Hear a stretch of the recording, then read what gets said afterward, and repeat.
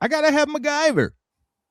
I mean, Steve, sometimes yep.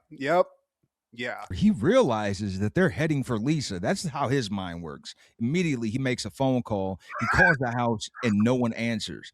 So they make it to the house. The bodyguard, he's laid out. They punched him out. Greta, she's tied up, and Lisa's nowhere to be found. But Patty and Selma, this is their jam, Steve. Oh my God, I'm losing MacGyver. That MacGyver's a genius. Happened in the 90s. I want you to think. It doesn't have to be long and hard. Pause. But just think who your Mount Rushmore is when it comes to mullets. What would your Mount Rushmore of mullets consist of? Who would it consist of? What are we talking, top 3? Well, there's 4 in the Mount Rushmore. That's true. Okay, well, there you go, Steve. I wasn't reading my history books. But real quick, I mean, it's going to be a lot of wrestlers, Steve. I'm just going to be honest with you. Nice. Sid Vicious has to be up there. Nasty. Rick Rude. I believe his long hair phase, I would call a mullet. 80s Rick Rude for sure. Then we're going to go to, does Mr. Perfect count? That is a curly mullet. Yeah, so we got to go there. That's 3, and that's all in wrestling. So the 4th one, you're testing my knowledge, Steve. So that really the one that's coming to mind easily is Sean William Scott's character in Old School when Will Ferrell shoots himself in the neck.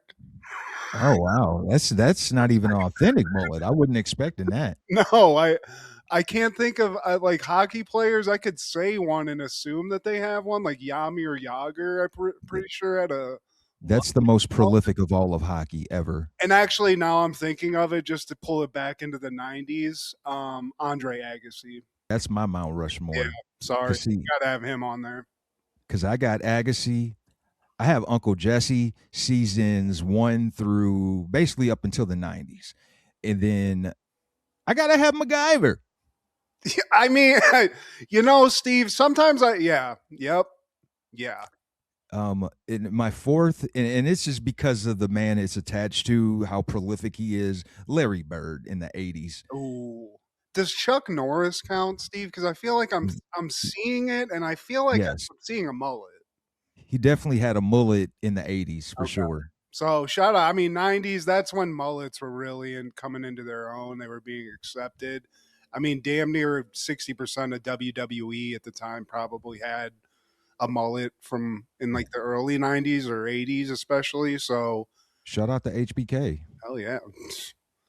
We keep saying them. I mean, we could, now that we just keep opening our minds up to it, I could think of a few others, but I think we've covered, let's make a couple Mount Rushmores of mullets, one for the East Coast, one for the West. But I think we've covered it, Steve. And I just tend to go immediately to Sid Vicious because it's just it's a signature look. Yeah. You just can't duplicate that drip. No, I mean, that's white. That's pretty much as close as it gets to a white Jerry curl. So shout out to Sid Vicious getting a white perm that my mom used to get in the 90s. Shout out.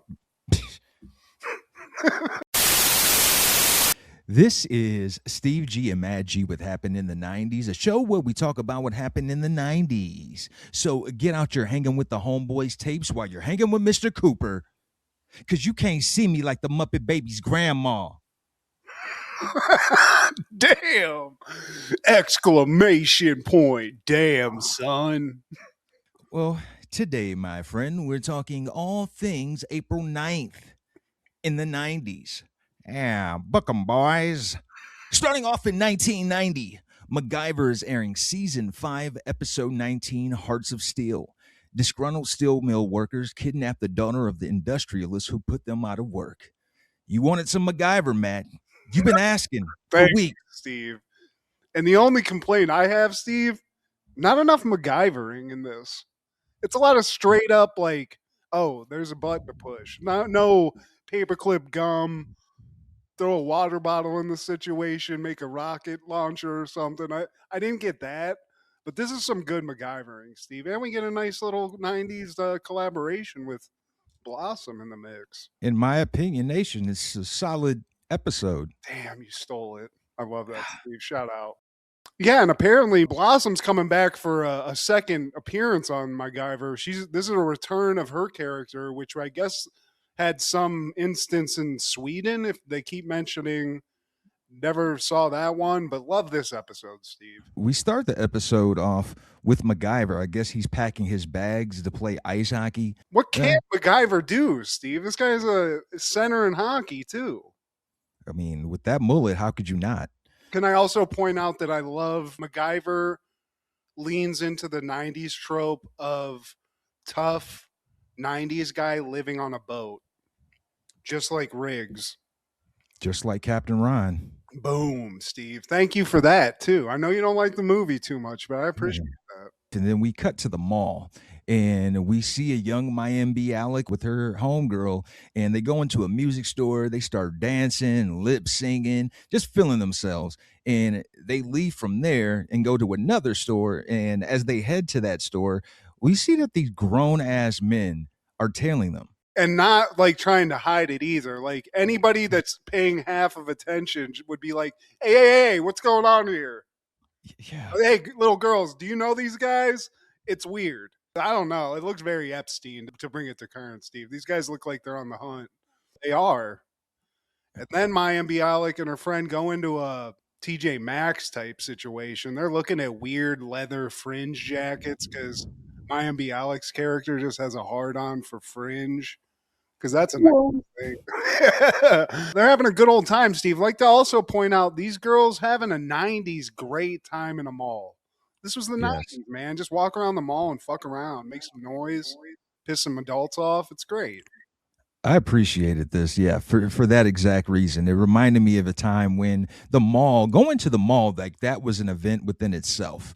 You lined up your weekend around going to the mall, even if you weren't buying anything. You never know who you're going to run into. You never knew what was just released, what just came out. So you can maybe window shop for another day. Oh, yeah. Go in the video game store, play a couple of video games, check out some toys if you're younger, check out some honeys if you're older.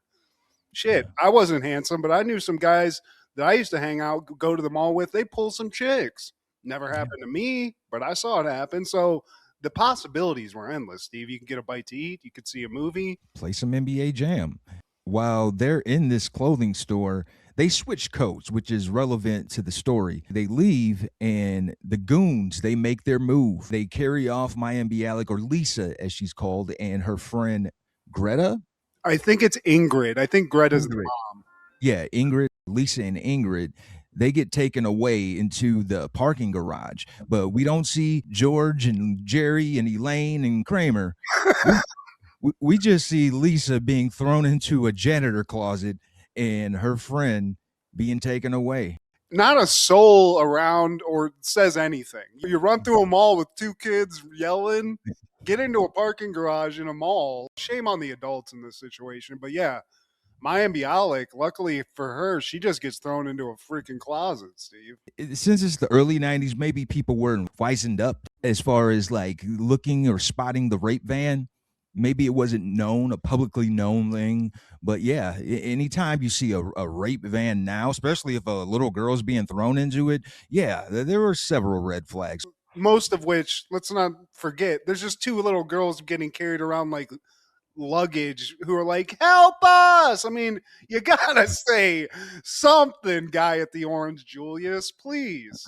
Can I get an employee at least? I don't care about the parents, but it's the 90s, Steve, so we're here. They went to the most vacant part of the parking garage. They went to Southwick now, apparently. Yeah, basically, yeah. We cut to a nice house, and there's like this shrewd businessman at his desk. Stocks, bonds, Dow Jones, NASDAQ. I don't care about the workers. Yeah. All of a sudden, he receives a package that has Lisa's purple coat in it with a message. We got her. Don't call the cops, bitch. He does one better. Instead of calling the cops, he calls MacGyver. Loophole. Even if the guys say something, he's like, hey, man, this is MacGyver. This isn't a cop. He doesn't have a Yeah. badge. I didn't break any rules here, guys. Exactly. He's just a hockey player. So yeah, MacGyver's like, Mr. Woodman, I was gonna go hit a couple of slap shots, but guess I'm on a plane over to you now. Because MacGyver's on call, Steve. If somebody's in danger, he's like freaking Superman. He's just gonna fly across the country, help this dude out real quick. Yeah, that red phone's not too far away from Mr. MacGyver. And he tells MacGyver, I need your help, man. Do what you got to do. Lisa's been kidnapped. And he tells his assistant, sell all the stocks in my portfolio. I need all the money I can get. But sir, I hated that guy. Yeah, the dweebish. little underling scumbag. Later at the mansion, at Mr. Woodman's mansion, it's his actual government name, Steve. MacGyver shows up. I don't know if he had a private jet, but he's here. And he saved this girl one time, so that's why Woodman called him. He's like, look, man, I know you can locate her. We didn't even leave the country this time. MacGyver's like, well, did you call the police? And he's like, no, they said not to. He's like, you got to call the cops. You have to. So MacGyver, he's at least savvy to that point. Then we cut to the mall. It's not even the security guy. The janitor comes in for the night clean. And he's like, he opens the door. He's like, God damn it, Jerry. Did you do it again? She doesn't say that, but he finds Blossom. So now Blossom's found. She's not kidnapped. And cut back to the mansion, and MacGyver and the cops are setting up like this little 90s phone trace machine, which I love. Whitepages.com. I mean, it looks like a calculator, to be honest with you. I think that's what they used. Because all it does is put a phone number on there, Steve, so it could have been a calculator. This is testing the limits of 90s technology, Steve. MacGyver has actually brought some technology in here that I don't think the cops had. He's smarting them up to this. I mean, it's MacGyver. Surprisingly, Lisa, she shows up. She returns home. And Mr. Woodman, he's glad to see her. Like, they actually stole Ingrid. They took her. Now the maid, who's Greta is her mom. And now she's sad. She went from being sad to elated and back to sad. First, I thought Woodman was banging the maid. I was like, you dog, you. Also, shout out to the mall security guard or whoever drops Blossom off at the house, because they don't even come in. They're just like, yeah, just don't say anything. Don't tell your dad about me. She took some notes from MacGyver. She's like, hey, they left fingerprints on our sunglasses. She's a little genius, honestly. She's a little MacGyver. Osmosis, some MacGyver skills, and she's telling a Lieutenant Rome, who's a cop that's involved now. I don't know if he's a regular, but it seems like they know each other. And Lieutenant Rome's like, damn, okay, little girl, so what else you got? And she basically is like, I got the plates, and she's got a pretty decent description of the perp, Steve, that she saw, Mr. Kidnap. The kidnappers call, and the head of the nappers, he's requesting $3 million in cash, Woodman. I need $3 million. I like the voice modulator he has. And MacGyver starts the trace, which is just hitting a button, and it just sort of circulates some numbers, but the guy hangs up too fast to trace it. But here's this is just the note that poke holes in MacGyver. Shame on me. They have a trace machine, right? It throws the phone number up before the guy hangs up. Then he hangs up, and MacGyver's like, can't trace it. I'm like, you got the fucking full phone number, bro. Just where'd the number come? Can you call the cops and ask them to tell you where that address is? I know it won't come up on your little calculator machine, but I don't know, Steve. It just didn't make a lot of sense. He also told Woodman to meet him at the flagpole. Leave the money at the flagpole at the observation part. Don't do anything to Lisa. They don't even have the right girl. It's either Woodman or MacGyver. They say, like, yeah, don't let them know, because they think they have Lisa. Yeah. And now that Woodman, the cynical rich asshole, realizes his daughter's not in danger, when he hangs the phone up, Lisa's like, you're going to pay the $3 million, right? And Woodman goes from, I'll do anything, to, sorry, I can't do that. I got to leave this up to the cops. I can't pay that much money, girl. Yeah, I'm broke all of a sudden. And he tells Greta, look, the police know how to handle this sort of thing. Sorry about your dog. Yeah. She cusses her dad out. I hate you. I hate you. I hate you. Then she just runs off. But MacGyver, he's on it, regardless if it's Lisa or Ingrid. He's telling her at the same time, your dad's not a bad guy. No, he is. All he cares about is his money. TCB. But she's working on this composite sketch, giving away this like pretty decent description.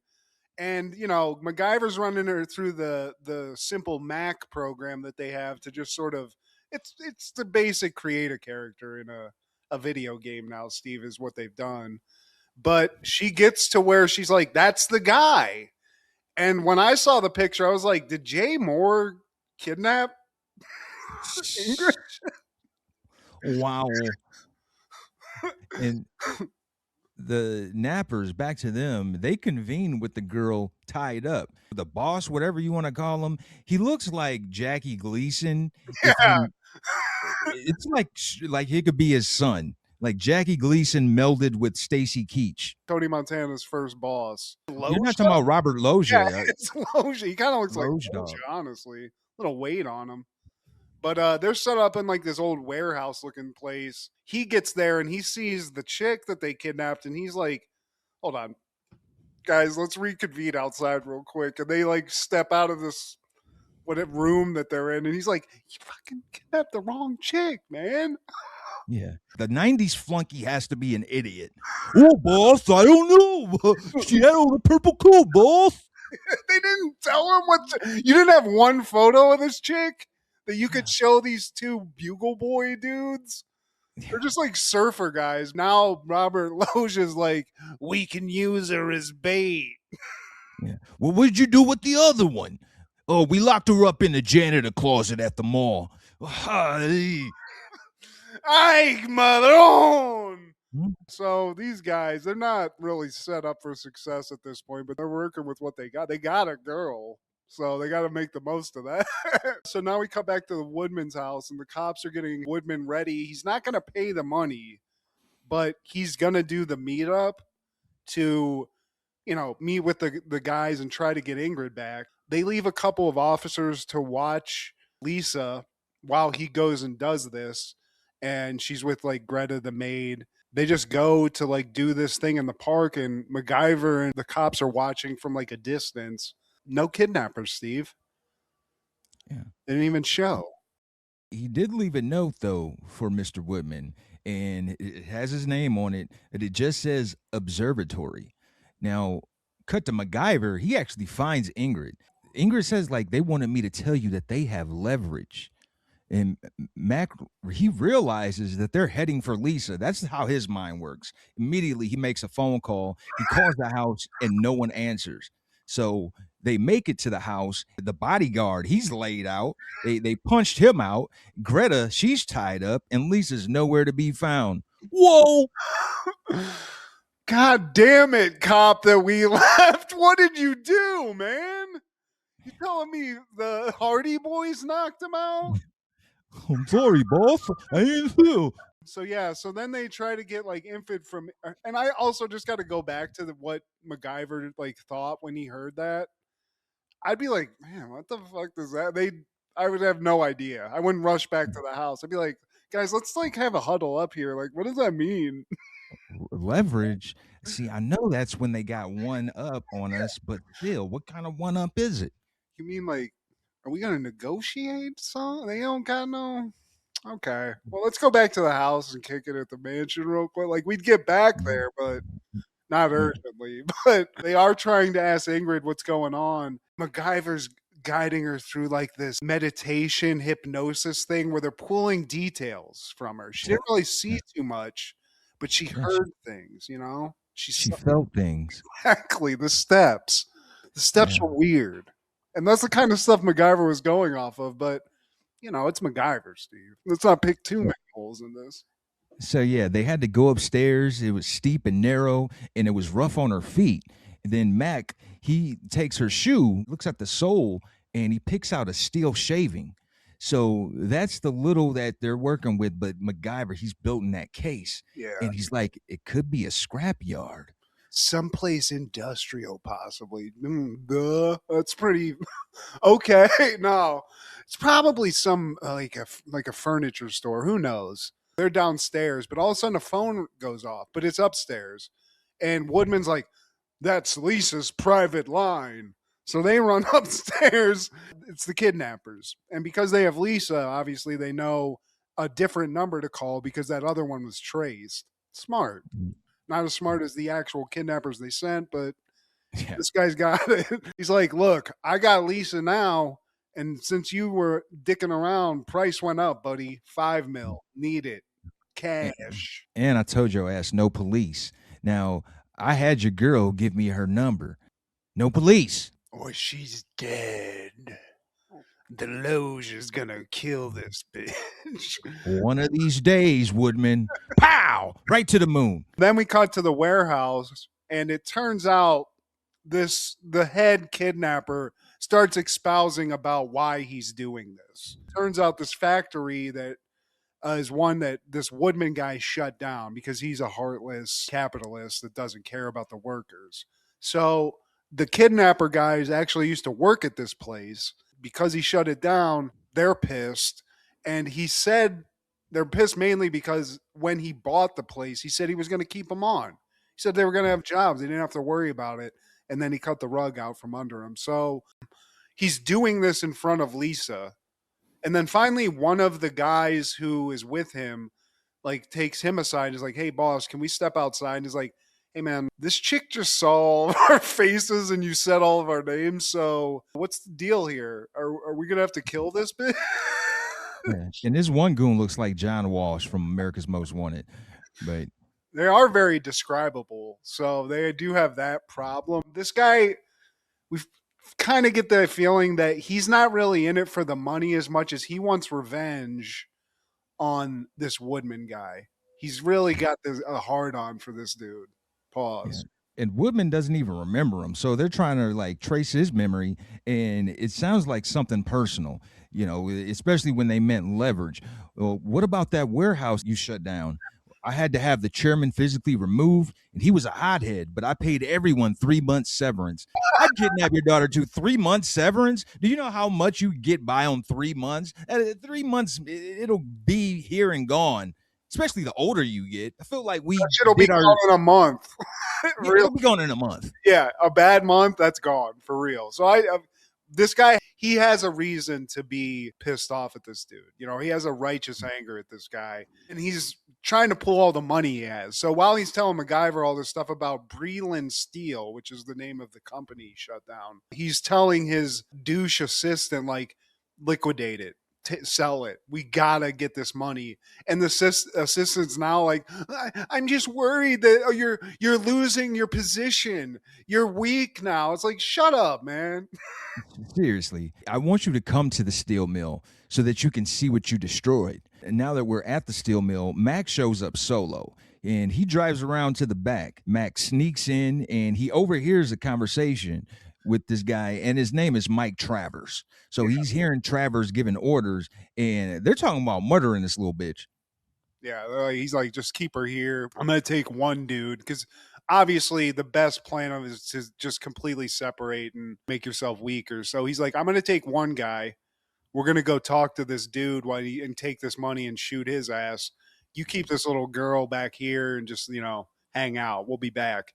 And so they kind of like go that way. They're somewhere else. And MacGyver's like sneaking around this warehouse, just looking at stuff. He's got his T2 scanners on and he's like, oh, okay. There's a little hook. There's a piece of fabric or rope that's just magically here. Let me just go ahead. MacGyver that. He's pulling some factory stuff. He sets up a little thing there and then he sees a magnet, Steve. And that's going to come into play because he's going to MacGyver something in this freaking episode or I'm going to be pissed. He sees one of the goons solo, so he creates a diversion. He throws something over the ledge, and the guy looks over long enough for him to just Indiana Jones kick him in the head. That's fantastic. And that is his MacGyver move, actually. He uses that hook to fly in and do that flying kick. It's very MacGyver. It's very cool. He makes it to Blossom, but he needs to get the key out of Buddy's pocket. So while Jackie Gleason Jr. is calling for him, now he comes upstairs, Mike Travers, he takes her out of the room and heads down to meet her father. So Mac tells him, and he sees the other goon pulling up in it looked like I call it the Unkmobile, something that my uncle would have drove in the 80s and 90s. Just a boat. Just a big old heavy ass boat. My buddy's dad had a Pontiac Parisian that is this exact car. It's like a Cutlass Supreme. This is where that magnet comes in, because that henchman comes in, parks it, and for some reason, Travers, nobody's like reacting to the sound of a giant magnet machine moving. MacGyver moves it, Crane machines the car and hoists it up, and the guy's like, "Oh, what's going on, boss? What's flying over here?" Lisa, now she sees her dad arriving and she runs for her dad, but Travers is right behind her with the tool out. Freeze, bitch. Travers isn't fucking around, dude. He's about to just straight up cold-blooded execute these people. MacGyver's obviously, he's coming too, so he's chasing behind him as well. They're in a standoff. Good old Mexican standoff, Steve. And Travers is kind of like, dude, I just want to kill your ass at this point. You took everything from me. MacGyver comes in, and instead of using his fists or a giant magnet, you know what he does, Steve? He uses common sense. He's crafty with those words, just like he is with the technical. It's all part of the skill set. Tells him it's not worth it, man. You're going to have to kill all of us. And I know you're not built like that, Travers. Those people don't want blood money. Those workers, they want an honest day's work. So this isn't the way. Yeah, because that's what Travers says. He's going to give that $5 million of ransom to, I think he said 300 employees that lost their job, or however many people lost their job at this place. So this guy's like Robin Hood, dude, in a way. But also he's about to kill a young girl and her father. So there's a little bit of weirdness in that. Travers, he's like, all right, MacGyver, you got me. I got to give him credit, man. He didn't kill a family, but you're going to jail, dude. You know, you got into some hijinks here, so we got to put you away for a while. Yeah, back of that cop car looking stupid. Take him away, boys. Just sitting there driving to jail like, fuck, I could have $5 million. Shit. And now we cut to Lisa and her dad, and he was just like, man, I didn't mean any of that shit. I said the dude anyway. I was just saying that shit. So the dad, fuck that. I'm not keeping the factory open. I ain't doing that. Yeah. Lisa's like, Dad, you can't keep doing this. Just telling people bullshit just so you can get what you need and then back out of the deal. Lisa, she's like, yes, I can. I'm rich. I'm rich, little bitch. Well, that too. She's like, yeah, you got a point. I'm still gonna keep doing that shit though. Yeah, sure, Lisa. That's just what he does. He never does what he says. He's like, yeah, of course I'm gonna do that. She checks in like 2 weeks later. He's like, what? She's like, God damn it, Dad. They're still homeless. We talked about that? Yeah, man. Kidnapped? Whatever. Hold on. Yeah, sell that company real quick.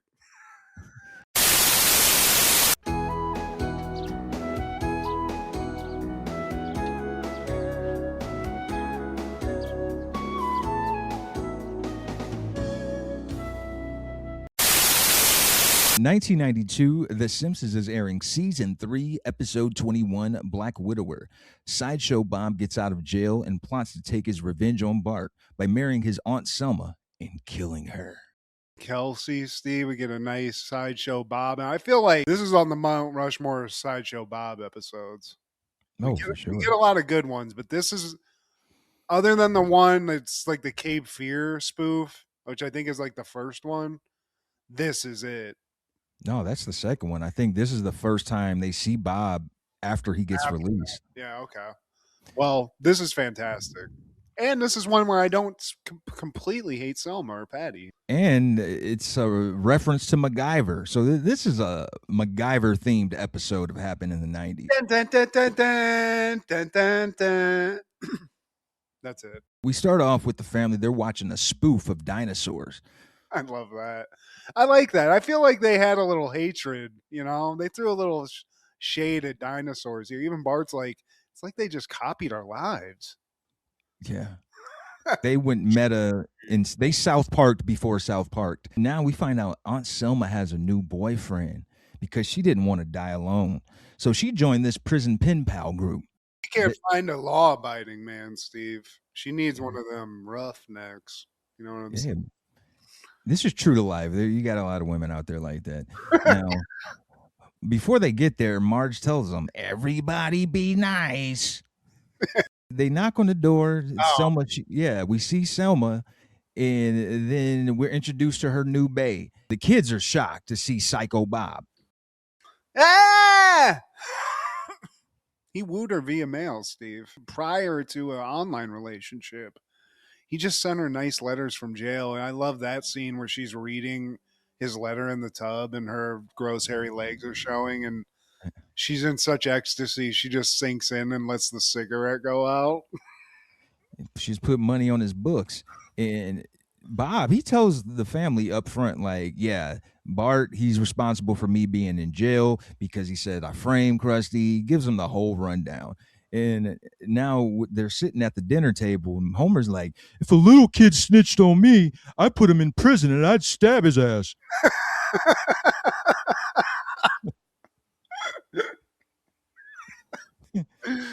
Yeah. I mean, Homer's all about it, Steve. And I got to be honest with you. You know, coming back and seeing the guy that put you in prison, you might throw a couple of hands at least, even if it is a kid. Give him a nice kick in the ass. We get a recap of what life was like as he spent time in the joint. And he's doing community service on the side of the road, and he sees Krusty living his best life. Krusty drives by in a limo with Big Titty Bitch and his own little Bubbles monkey. And he's seeing these Krusty the Clown collector's cups on the ground that he has to pick up. And then they have a daytime Emmy Award ceremony, and Sideshow Bob actually won. Yeah. And him and Krusty get in a live argument with each other on air as he's accepting his award too, which I love. And he's in an overcrowded cell, so there's that. Meanwhile, he's making anti-Bart license plates. I hate you, Bart. Kill Bart. Die, Bart. Jinx. Yeah, but he's kind of living his best prison life, Steve. He took his Emmy. He got it. And they took it away because, we can't allow Emmys or Oscars or Tony Awards in here. Or MTV Awards. I think I saw an MTV Award in there as well. There's just a big bin of awards. There's a lot of award winners in that Springfield jail. Now, Selma, she's making these letters out to him, and she even showed up for the conjugal visits. Selma's giddy. He's a once-in-a-lifetime catch. Yeah. But Bart's like, I can't believe you're in love with this scumbag. And she's like, well, I guess you can call me Miss Scumbag. Yeah.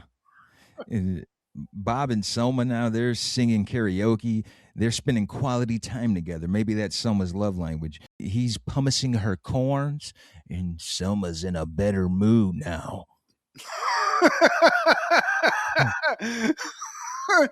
You're saying that like in such a sinister way, Steve. I love it. Did we say that they got engaged?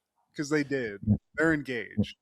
Yeah, they're engaged, and they're also watching the Krusty Telethon. The head of the board, who's kind of like a spoof of Frank Sinatra, I guess, he introduces Sideshow Bob, and Krusty's surprised, like, whoa, whoa, whoa. You know, man, I actually miss you, man. You're better than that jerk I got to replace you. He couldn't hold a slide whistle. Okay. So now, people are not losing their suspicion on this guy. So he also has to plan a wedding. He's going to get married this lady. We find out through the planning that, and this is a very important detail, Selma has lost her sense of smell. Through all the cigarettes, she can't smell or taste anything. And that's going to come in very importantly later. They're just being romantic at this point. They're having a carriage ride. They're making out, making gushy faces. And then she realizes she's missing MacGyver. So they make a beeline to Patty and Zelma's crib. They're watching it. Sideshow Bob's not feeling this. He's too upscale for this. But Patty and Selma, this is their jam, Steve. Oh my God, I'm missing MacGyver. That MacGyver's a genius. First of all, he's not a genius. He's an actor. And second, he's not much of an actor. You're lying. You're lying. Oh, do you want me to say it? Oh, I am lying. It's not complete drivel. You know, it's very Frasier. And because, she's found out this really a deal breaker of a thing, Selma's just.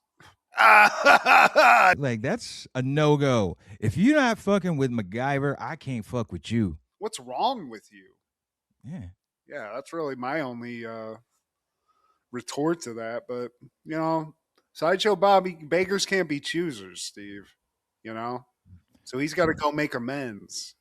Yeah, because she runs out of the house crying. Marge consoles her like, no, he said things that weren't true. You love me. You love MacGyver. We're a package deal. But Bob, he just can't do it. Because he's like, man, MacGyver, he's a phony. But Homer steps, he's like, Marge, she has her stupid show, so what do? I go to Moe's Tavern and get snookered. Then I come back to some sweet loving. That's the recipe, Steve. I think that's a pretty successful recipe for a lot of married men. Sideshow Bob just has to figure that out, shave those legs, rub those corns, and live in marital bliss. Maritable. I can't say it. Marital bliss. There you go. So Bob makes up, right? We get to the wedding. We get to the ceremony and the reception, and it's a hit, and everybody's there, Steve. Even Krusty showed up. Homer, who was given the job of planning the food, which is really a genius idea, he's just inhaling everything. He's surrounded by the waiters, and he's just inhaling cocktail weenies, those little wonton thing, whatever they got, charcuteries, mozzarella sticks. Shout out to what was that place we used to go to? The tavern? Oh no, the galley, dude. Shout out to the galley. Hell yeah. You kept us fed overnight. Sideshow Bob, he's a good influence so far on Selma because he has her quitting cigarettes, except after eating or watching MacGyver. Yeah. I mean, you just come on. You can't just expect her to give it all up. Best of all, Steve, Patty, her sister, dying of jealousy. That's what everybody wants to hear. Their sibling being jealous. Just complete jealousy. So she's on cloud nine. Wedding went off without a hitch. They're married. And as we're driving towards the honeymoon, you think everything's going well, but Sideshow Bob's starting to kind of say some shit where I'm like, is he on the up and up, Steve? Yeah, in the Simpsons, they can see this honeymoon virtually. I don't know how this was pulled off, especially in 92, but we see that Sideshow Bob, he's requesting a fireplace, and he's adamant that he has a room with a fireplace. He's even pimp smacking the bellboy. Yeah, we want a fireplace. I told you a fireplace. I mean, choking him, the whole thing, until he realizes he's being taped. So the Simpsons are watching this, whatever the technology is, and Bart and Lisa, being the little detectives they are, start being like, something's off here. Yeah. I think Sideshow Bob might be about to off Selma. So cut back to the wedding suite. It's time to consummate the marriage, Steve, which Selma's been really dying for, but Bob's like, I guess this has to happen. You mind rubbing my feet? So he's rubbing on those corns. He's like, soon I will kill you. Huh? Son pie, son boo. It's French for her feet smells lovely. Oh, prepare to be murdered. Huh? Pardez-moi, moldu. That's Sanskrit for your toes are like perfume. Ha ha ha ha. Voya materi. What? That's Spanish for I'm going to kill you. Say what? I also like to point out that after they have sex, Selma's like, I think you knocked one of my fillings out, which that's just hilarious. That's what you want to hear, Steve. Is it in your stomach, girl? It's in your stomach? Yeah. She liked the big, long dick. She only date entertainers and sidekick clowns, shit like that.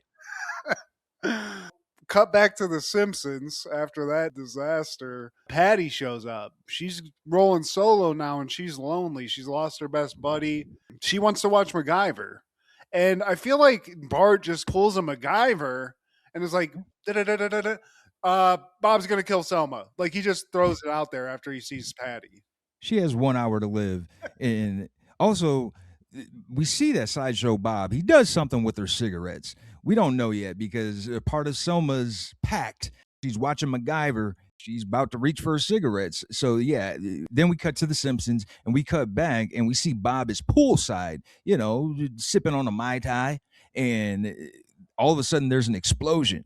And then after that, he goes into the room, to the suite. He's like, yeah, she's dead. Yeah, I'm sorry about that, honey. Fake empathy. But he turns the chair around and it's Bart. And then Selma pops up. And then Wiggum and his boys have him under arrest. I would have gotten away with it if it wasn't for those damn kids, Steve. It's one of those situations. So Bob's going to jail. Case solved. Selma shaken, but not broken, Steve. But she's never going to let another man put her in danger. I like how when Bart runs down how he got to this point. Sideshow Bob, we saw that he was desperate to get that fireplace. And I know Aunt Selma, she lost her sense of taste and smell. So then I try to explain it to Homer, and he's going through all these different ways to explain it and try to drill the point. He's just like, oh.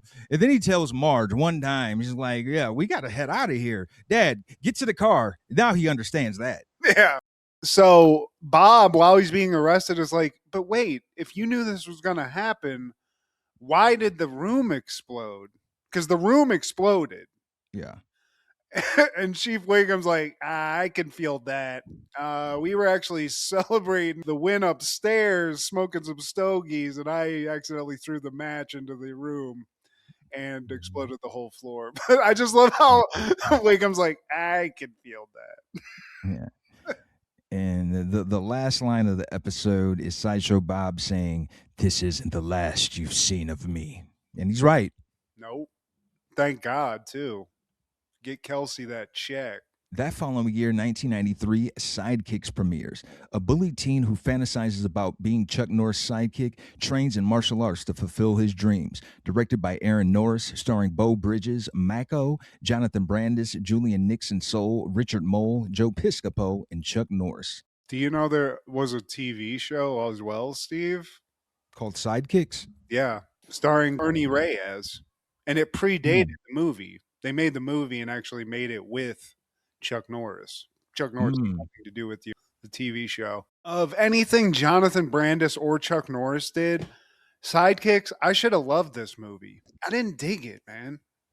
I don't know. Yeah, I thought I did as a kid. Maybe I did as a kid. I didn't realize how much of a hard-on this kid has for Chuck Norris. Like, there are people like I'm a Uber fan of, but I don't daydream about him all the time. Like, dude. Man, one day I'm gonna sit on Stone Cold's lap and I'm gonna stroke his goatee. Like, it's damn near, it's damn near that.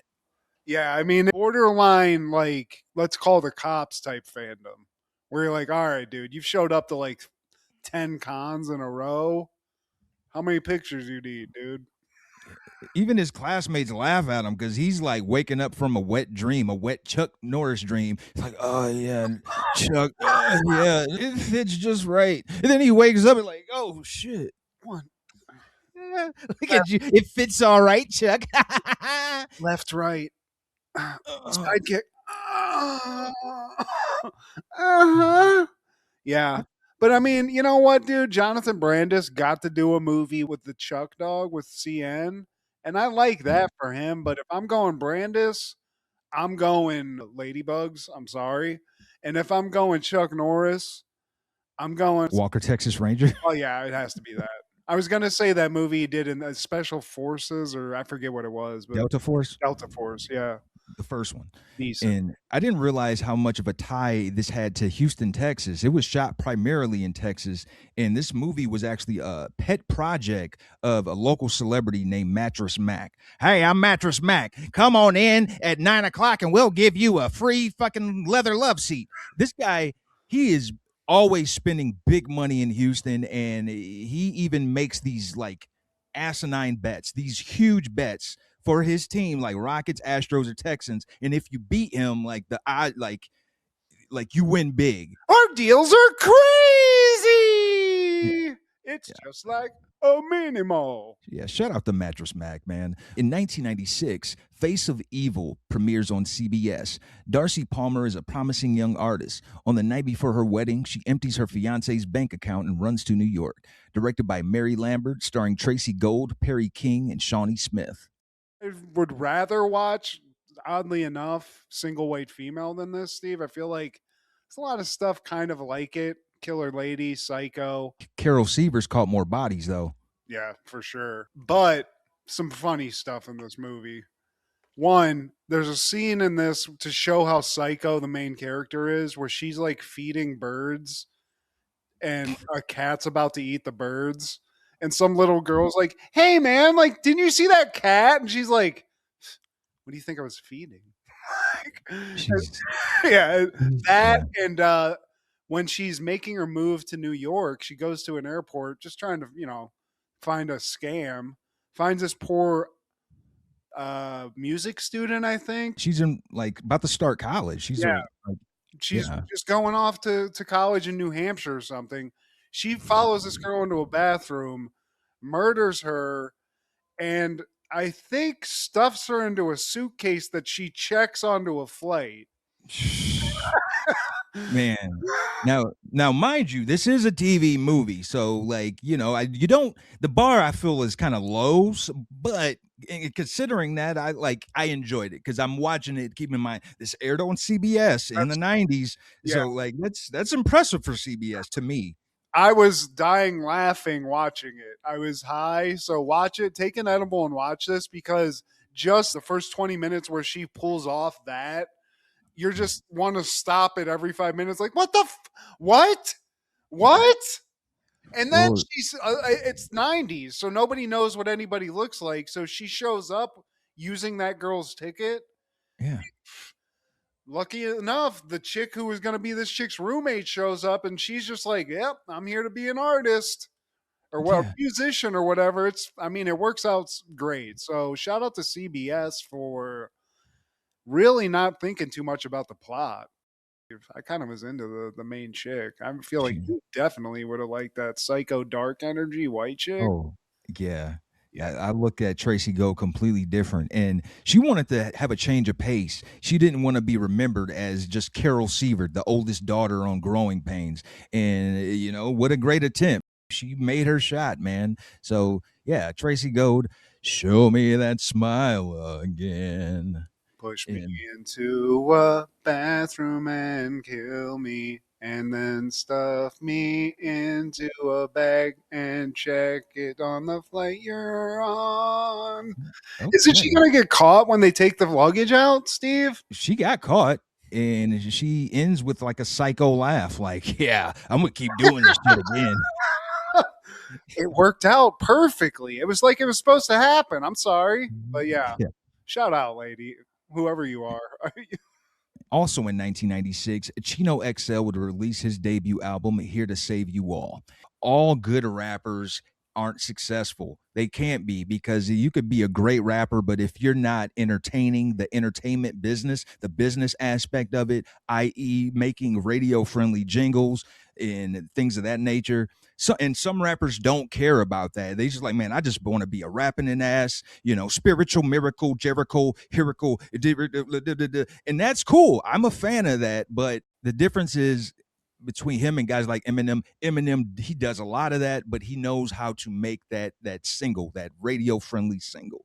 Just like I don't know, Busta Rhymes, he can rap his ass off, but he knows how to make those hits. Yeah. And I feel like Chino XL, the album is full of bars, man. And the one that stands out to me, I heard it on my way to work. You can't see me like the Muppet Babies' grandma.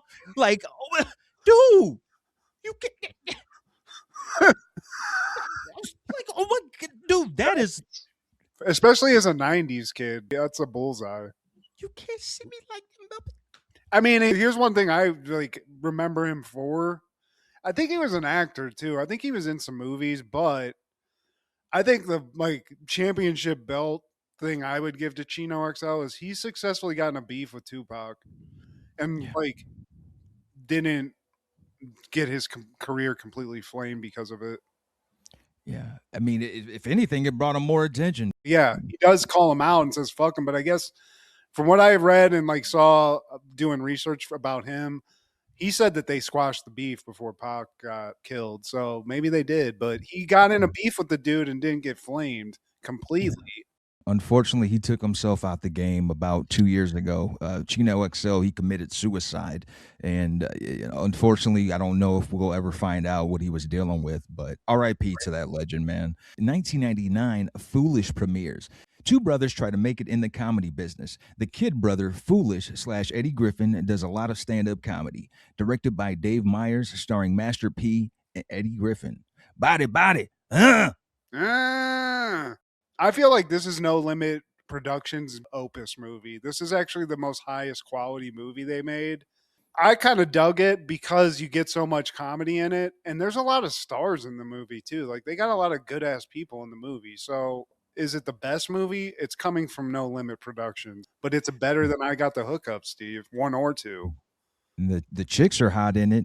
And Frank Severo, he plays the owner of the club. We discussed him in Cop and a Half. Well, we didn't discuss him, but he was in Cop and a Half, and he's always the Italian. Hey, he's the guy from Goodfellas with the So shout out to him. He's always like the 90s mobster guy. And Dice Clay's like the villain. Dice Clay. Hey, what do you think I'm gonna do over here? If I stuck a piece of dynamite in your ass and blew it up, is that an accident? And if you're a Better Call Saul fan or Breaking Bad, one of the henchmen is Mike Almentrout. Yes, that dude. My favorite character in Breaking Bad. That's my guy right there. And he was in it, and he was like the stand-up dude in it that was like, hey man, chill out, dude. He didn't know that shit because Master P gets in it. Master P does okay. Eddie Griffin's playing himself. Basically, I mean, but the stand-up's great. Having Andrew Dice Clay as the villain, I mean, I don't know. I dig it. I dig it, especially for a No Limit movie. And the chicks were hot in it, but I like exclamation point on that. Underline exclamation point. Also in 1999, Go premieres. The aftermath of a drug deal is told from 3 different points of view. Directed by Doug Liman, starring William Fichtner, Katie Holmes, Jay Moore, Sarah Polley, Scott Wolf, and Timothy Oliphant. Good drug movie. I remember watching this. It's one of those movies where there's multiple storylines going on that sort of all come together at the end. And I think it's more funny than anything, but there's better drug movies. There's better movies like this, but they pack a lot in an hour and a half. And I love Timothy Oliphant in this. He got typecast as a scumbag drug dealer earlier on in his career, and he plays it well, Steve. I didn't get to watch this, man, so I'm just letting you have at it, bro. Well, Katie Holmes is in it, Toledo legend. It's one of those movies. There's like movies like Party Monster where it's just like about rave culture and stuff. And I don't know. There's some of that I just don't dig, but it's fun. We do get a Lenny Kravitz montage thing where they're using that song, My Mama Said, that song. So we were just talking about Lenny. He's featured in the soundtrack in the movie. And there's a lot of titties in this, Steve. So if you want to watch a good 90s titty flick, you're going to get that. And also Taye Diggs is really funny in this. Of course, it'd be the one movie I don't have access to this week. Thank you, Daily Motion, for being punk ABs. Yeah. Well, I actually bought it, Steve. I got a physical copy through all my thrift storing. So that was fun. I got to watch a DVD with my wife and experience that again. And yeah, man, specifically Timothy Oliphant and Fichtner, that dude, hilarious. Everything else, it's just if you're into some ecstasy movies, check it out. You're going to love it. Also in 1999, Never Been Kissed premieres. A newspaper reporter enrolls in high school as part of research for a story. Directed by Raja Gosnell, starring Drew Barrymore, world champion David Arquette, Michael Varon, Jeremy Jordan, Molly Shannon, and John C. Reilly. I really just want to point out that there's a lot of crime going on in this movie that's cool because she is 25, so guess it's cool teachers perving out on her and whatnot. But so many better Drew Barrymore movies, but I do love seeing David Arquette in this. This movie never made sense to me. I had to watch it with multiple girls that I was trying to date. My wife loved it. I actually have a physical copy of this movie just because I wanted to buy and put numbers into my DVD collection. So we watched it via DVD. And yeah, I got to just say it's kind of creepy. Very. Like when the teacher, he has a thing for Drew Barrymore thinking that she's a student. But then when he finds out she's an adult, now he's turned off. Like, what well, you lied to me. That's what it's about. I liked you better. I thought you were honest as a student. Then I could like follow you and come over when your dad goes out. But like now you're an adult, but you lied to me. Just the scene when they're on the Ferris wheel and he's like, guess I shouldn't be saying this because I'm your teacher. I'm like, yeah, you should. Yeah. That's what the story you should have wrote, Drew Barrymore, as a journalist. Be like, why is this fucking teacher trying to peddle out on me? Yeah, that would have been way more relevant than, oh, what about this bully culture in the high school? Bullies in these movies, man, they are so over the top. They're damn near felonious. Like, we have bullies in Perrysburg, punk-ass Perrysburg High School, but damn. Like the bullies in these movies, man, just like Cop and a Half, they just have foam coming out of their mouth. Like, we need to torment somebody. Get the Give one me with the some braces. dog food. Let's completely dominate this bitch. Who also the nerdy chick that they're picking on, hot. So, little Helen Hunt Jr. Yeah. Yeah. I'm like sorry you can't she's wearing a t-shirt dress, but she's hotter than two of the hot chicks. Oh, she's not hotter than Jessica Alba though. Jessica Alba, Nope. that's what I'm saying. Jessica Alba's she should have been the ringleader, but she's gorgeous in this movie. That's pretty much the high point of the movie, Steve. Because the rest of it, I'm like, there's multiple crimes happening here. Like, where are the adults? But it's the 90s.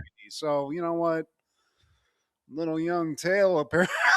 It's like, dude, Hey. you can't have a teaching job anymore. Also, David Arquette's going into high school, acting as a high schooler, and he just gets a job afterwards as a coach for the high school. Like, hey, man, that was funny. Remember when you were just acting like a student?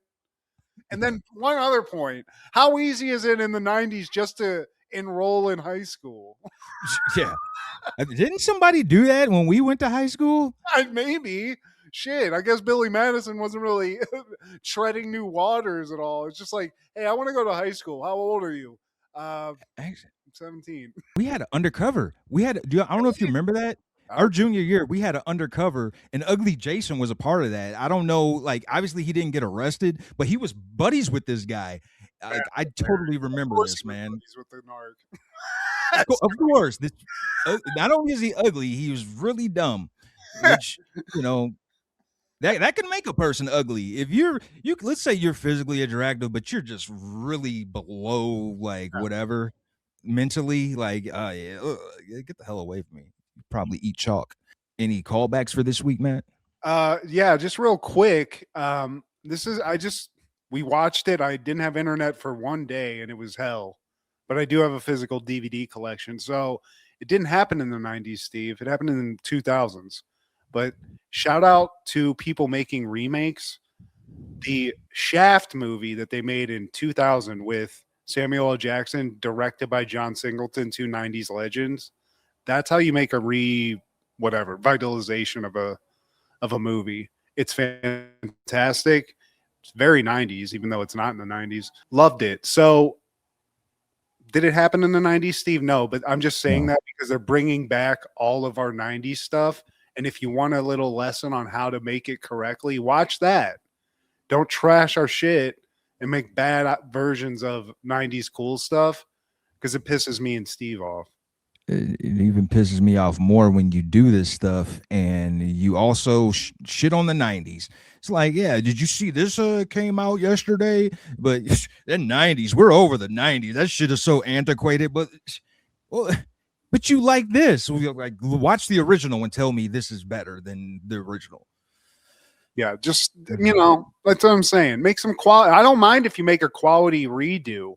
If it's good, cool. You're not shitting all over the thing that we love. So that's it, Steve. That's my little soapbox statement for the evening. 3 things.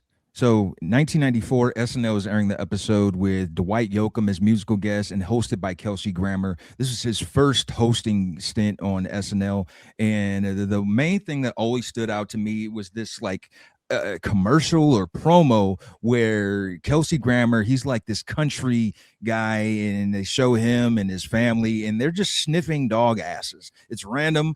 Like they're just. I don't remember the full premise, but they're just continuously sniffing dog asses to the point where Kelsey Grammer, he just breaks character throughout the whole skit. It was great. But in 1996, Moesha's airing Niece, and the niece is played by Laura Winslow, Kelly Williams, and she's the niece of Dee, the stepmom. So she's in there looking fine. Never take that away from Kelly Williams. And more important to me, Deion Sanders makes a cameo. He's supposed to be, he's supposed to be taking Andell, the owner of the cafe, supposed to be taking her out on the date. And it's just like, man, shout out to Andell, but like, it's Deion Sanders. I've seen his actual women.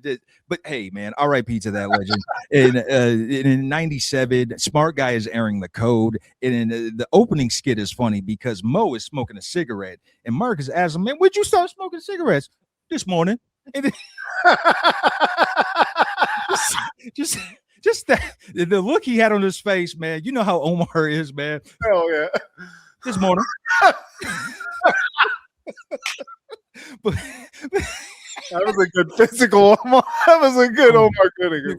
It just, man, you need to watch that. Just the first couple minutes, man. This morning. But please like, share, subscribe, and comment. Please tell your sister she cannot see me like the Muppet Baby's grandma.